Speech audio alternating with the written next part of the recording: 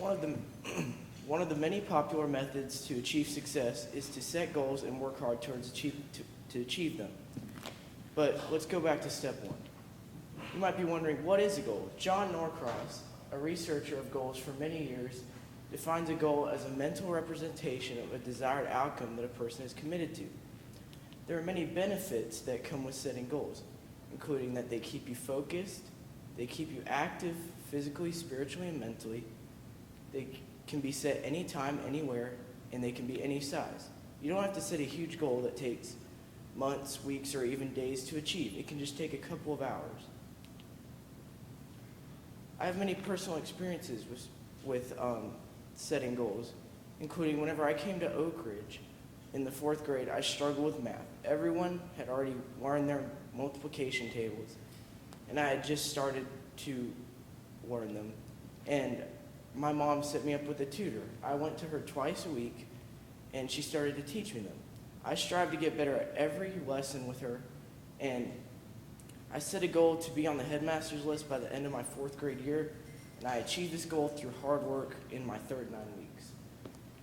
And then, whenever I started Coach Pitch, I was with kids who were a year and a half older than me, and I didn't have the same skills as them, so I batted last. And as everybody knows, in Coach Pitch and T-ball, there are 15 kids on a team, and everybody bats, and the games aren't as long as older kids. So if I even got to bat, I wouldn't get to bat very often. So I asked my mom to set me up with lessons in South Lake with a trainer. And I set a general goal to get better at every lesson, and now in this past baseball season, I was a starting first baseman on the 8th grade baseball team. Now, the steps of setting goals are, first, you want to write down a specific goal, because you kind of want to know what you're doing right off the bat. You don't want to get into it and then kind of just question what you're doing. Then you want to come up with a flexible yet effective plan. Emphasis on flexible, because life can always throw you a curveball. And you want to work towards setting this goal 10 to 15 minutes per day, and also work toward achieving it after you set it. My mentor, Coach Stevens,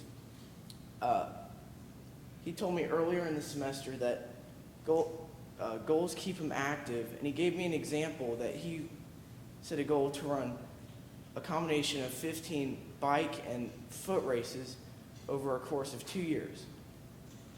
And he said that he achieved this goal through time management, that he couldn't just run the whole day. He had work at the Oak Ridge School, and he had to spend time with his family. The different kind of goals that you can use are physical goals, such as going to the gym more often, working out, or, from my personal experience, trying to get better at a sport. And then there's mental goals, such as wanting to read the whole Harry Potter series, or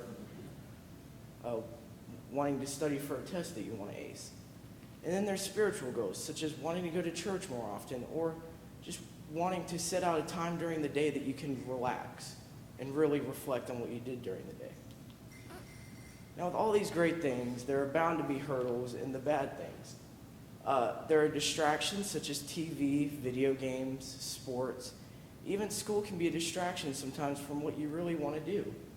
There's also lack of time. Last night I had football practice for going into high school as an upcoming freshman from 4:10 to 6:10, and then I had baseball practice until 8:15. And then I had to prepare for this presentation and eat dinner and all that. So I mean, I was up until 10:30 just doing this stuff. And then there's just laziness, such as wanting to stay glued to these distractions and not go away from them and not get off the couch. And then time gets away from you, and you've been sitting on the couch for 3 hours and you haven't done anything. And then, of course, there's a solution. Just take 10 to 20 minutes per day to set goals and work hard to achieve them. But this is kind of like the maximum what you want to do. Like, this is like ideal, but you can set it as 3 days per week or once per week. But don't make these spontaneous days. Try to set Make it flexible, but try to make it a certain day, because then you'll start to procrastinate and then you'll never get anything done. Now, the goal that I have set for you during this presentation is that I want you to go out and start setting goals now and really work hard towards achieving them. Thank you.